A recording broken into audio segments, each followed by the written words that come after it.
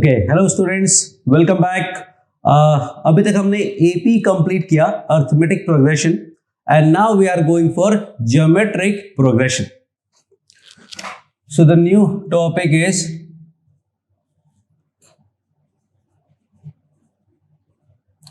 Geometric progression,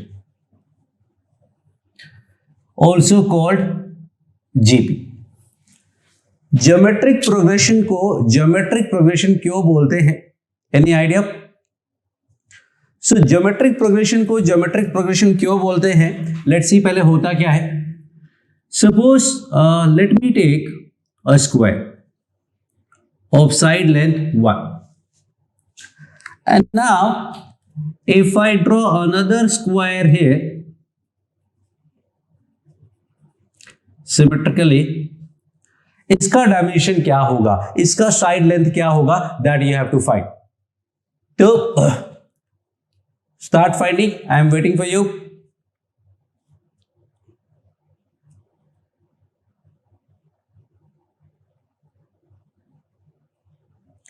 okay, so अब तक नहीं हुआ तो पॉज करो वीडियो एंड सॉल्व करो। Okay, so I am going to solve this. This comes out to be √2। अगर आंसर आ गया है तो well and good, else you see here, ये हाफ पार्ट को मैं ए मान लेता हूं तो ये भी ए हो जाएगा। In this triangle Pythagoras theorem अगर लगाते हैं तो मिलेगा a square plus a square equal to 1 square, a square plus a square equal to 1 square. That is 2a square is 1, a square is 1 by 2, a comes out to be 1 by √2। Actual में plus minus होगा, लेकिन side का length है तो minus नहीं हो सकता। So this part is 1 by √2। Similarly this part will also be 1 by √2। So total जो ब्लू साइड का लेंथ है that will be 1 by √2 plus 1 by √2, that is 2 by √2। और 2 by √2 का मतलब क्या होता है? 2 by √2 का मतलब होता है 2। सो इसका साइड लेंथ हो गया 2, sorry √2। Now I am going to make another square.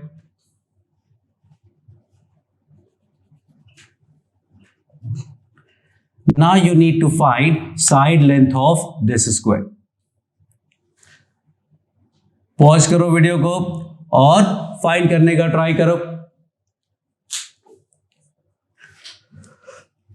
तो सी, अगर मैं इसको अल्फा मानता हूं तो ये भी अल्फा हो जाएगा। Now alpha square plus alpha square equal to √2 square. Alpha square plus alpha square is √2 square will give you alpha equals to 1।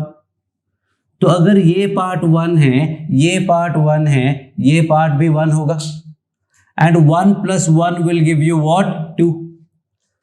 So the sides of this square are coming out to be, पहले 1 था, फिर √2 हुआ, फिर 2 हुआ, फिर find करोगे 2 √2 होगा। Now what is this? If you see, इसमें √2 मल्टीप्लाई किया तो √2 आया, यहां फिर से √2 मल्टीप्लाई करोगे तो 2 आ जाएगा, फिर से √2 मल्टीप्लाई किया तो 2 √2 आ गया। तो जैसे एपी में हम एक फिक्स नंबर ऐड करते जाते थे, वैसे जीपी में एक फिक्स नंबर मल्टीप्लाई करते जाएंगे, and that is what we call geometric progression।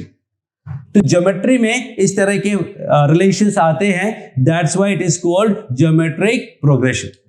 So finally geometric progression क्या हुआ कि एक सिंगल नंबर कोई पिक कर लो। एपी में हम plus D plus D plus D करते आते थे, जीपी में इंटू आर करते जाएंगे। कोई भी नंबर मल्टीप्लाई कर सकते हैं। इसमें आर क्यों मल्टीप्लाई किया बताता हूं। एपी में अगर आपको याद हो तो एपी में हम क्या करते थे? एपी में डी ऐड करते थे। क्यों? इसको डी ही क्यों बोला? बिकॉज इन दोनों का जो डिफरेंस है इन दोनों का जो डिफरेंस है वो d है, तो डिफरेंस के लिए d यूज किया। यहां इन दोनों का ratio AR by A, that is R, AR square by AR, again R, AR cube by AR square, again R. So ratio fix है, तो रेशियो का R हम उसे डिनोट कर देते हैं। तो वी से कि if we multiply every number by a fixed number, if we multiply a fixed number by a constant number, 1 by 1, 1 by 1, 1 by 1, what are we going to get? We are going to get a GP. अब ये multiply करते जा रहे हैं जो number, उस number को हम क्या बोलेंगे? Common ratio. वहां क्या था? डिफरेंस कॉमन था सब जगह, हर पेयर में, तो कॉमन डिफरेंस बोला। या रेशियो सेम है तो we call it common ratio. और ए को क्या बोलेंगे? वही पुराना, that is first term. So A is called first term and R is called common ratio. Now everything is similar to just AP. AP का जो nth टर्म था वो a plus n minus 1d था। इसका जो nth term होगा वो क्या होगा? वहां देखो a में d को ऐड किया है कितनी बार? n minus 1 time. यहां क्या करेंगे? a में r को मल्टीप्लाई करेंगे n minus 1 times, because ap is about adding the number, gp is about multiplying the number, but let's not use that. General term find करने के लिए we need to identify a pattern. You see here कि हर एक term में ए तो है, हर एक टर्म में आर भी है ना। यू विल से कि सर फर्स्ट में आर नहीं है, आर पार 0 है, दैट इज एक्चुअली 1। बट तो फर्स्ट टर्म में आर का पार 0 है, सेकेंड टर्म में आर का पार 1 है, थर्ड में आर का पार 2 है, फोर्थ में आर का पार 3 होगा, फिफ्थ में आर का पार 4 होगा, 10th में आर का पार 9 होगा, 20 में आर का पार 19 होगा, n में आर का पार n माइनस 1 होगा। You see the relation, a में r को n माइनस 1 टाइम मल्टीप्लाई कर दिया, तो looks similar to each other. So this is formula for nth term of a GP. For example, if I take 1 by 16, 1 by 8, 1 by 4 and so on, we need to find 10th term. 10th term की बात करते हैं। Now again recall AP. AP में क्या होता था? A और D। अगर A और D पता है तो you don't need anything else. So see here, जब जीपी की बात आएगी तो हमें क्या चाहिए होगा? A and R. अगर ए और आर पता है तो we can find almost everything. So what is A in this question? That is simply first term 1 by 60। What is R? मतलब इसमें क्या मल्टीप्लाई करके इधर आए हैं? 2 मल्टीप्लाई किया, फिर से 2 मल्टीप्लाई करेंगे, फिर से 2 मल्टीप्लाई करेंगे, तो R comes out to be 2। 10th term का फॉर्मूला होगा A R power 10 minus 1। A is 1 by 16, R is 2 power 9। जो 16 है वो एक्चुअली में 2 पार 4 है। 2 power 9 upon 2 power 4 will be 2 power 5 and that is 32। So that is the formula for nth term of nth term of GP, and this is one example of that. और भी examples करेंगे, but before that I am going to tell you formula for sum of n terms of GP. This is called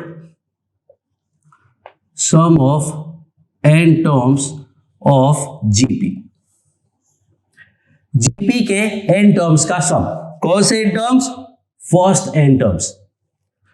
So let me write it as Sn, वो होगा a plus AR plus AR square up to AR power n minus 1। that will be the summation of first n terms. इसके सम का जो formula होता है, that formula is Sn equals to a into 1 minus r power n upon 1 minus r. अब ये मैं आपको derive करके दिखाता हूं, ध्यान से देखना. इसमें वापस से एक r मल्टीप्लाई कर दो, multiply r to every term of the series. What do I get? a से मिलेगा ar से मिलेगा ar स्क्वायर से मिलेगा ar क्यूब, और यहां मिलेगा ar power n. Now if I subtract equation 1 से इक्वेशन 2 को, तो Sn कॉमन आ गया, ये 1 है, ये r है, तो ये 1 माइनस r आ गया. नासी ये देखना, ar कैंसिल हो गया, ar स्क्वायर कैंसिल हो गया, ar क्यूब कैंसिल हो जाएगा, arn-1 कैंसिल हो जाएगा. So what we are left is a and ar power n, that will give you a minus ar power n. a common लिया तो 1 minus r power n. So finally what do we get for Sn? Sn मिल जाएगा a into 1 minus r power n upon 1 minus r. ये formula मैंने ऊपर लिखा हुआ. So this is how we find sum of first n terms of GP. Books में अगर आप देखेंगे तो कई जगह ऐसा भी लिखा होता है. That is perfectly all right. ऊपर माइनस मल्टीप्लाई किया और नीचे भी माइनस मल्टीप्लाई किया, no issue at all. But the problem with the books is, books में लिखा होता है कि this is for r less than 1 and this is for r greater than 1. This is actually not required. We can use any of these formula anywhere we like. इसमें कोई compulsion नहीं है कि हमें कौन सा फॉर्मूला कहाँ यूज करना है, because both are exactly same, doesn't make any difference. हाँ, you can say preferably we should use this when r का वैल्यू 1 से कम है, और ये जब r का वैल्यू 1 से ज्यादा है. But actually there is no such thing required. आप कहीं भी कुछ भी यूज करेंगे, you will be perfectly all right, no issues. So now in this example itself, if I need to find S10 terms का सम फाइंड करना है, 10 terms का सम फाइंड करना है, तो फॉर्मूला होता है a into 1 minus r power n upon 1 minus r. That will give me a, which is 1 by 16. 1 minus r, that is 1 by 2. Sorry, r is 2. Raise to the power n मतलब 10 upon 1 minus r. देखो r का value 1 से ज्यादा है, फिर भी मैं ये वाला फॉर्मूला यूज कर रहा हूं, doesn't make any difference. So this will be 1 by 16, 1 minus 2 power 10, that is 1024 upon minus 1.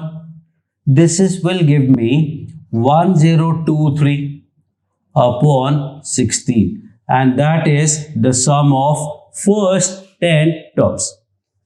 Take your time and think of it.